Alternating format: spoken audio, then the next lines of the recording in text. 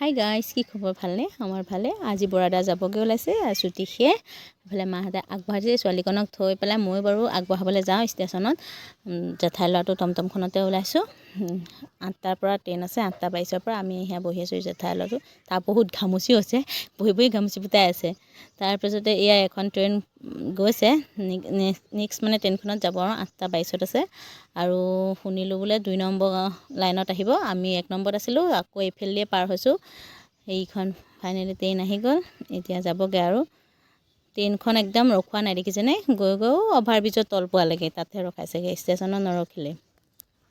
ট্ৰেইনখন একদম ৰখিব পাইছে, মানুহবোৰ ইমান দৌৰিছে। ট্ৰেইনখন যিমান দৌৰিছে মানুহবোৰ পিছে পিছে সিমান দৌৰিছে। আৰু এইফালে ৰখিলেগৈ, ছিটৰ নাম্বাৰ য'ত আছে তাত সেইটো ডবাত সোমালে।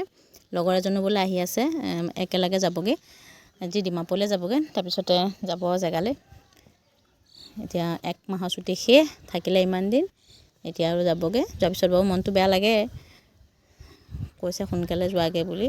যিহেতু মই একো খাই অহা নাই, তেওঁক বাৰু চাহ অকণ দিলোঁ, খালে। সোনকালে হ'লহেঁতেন, ৰাতিপুৱা একো খাবলৈ মন নাযায়।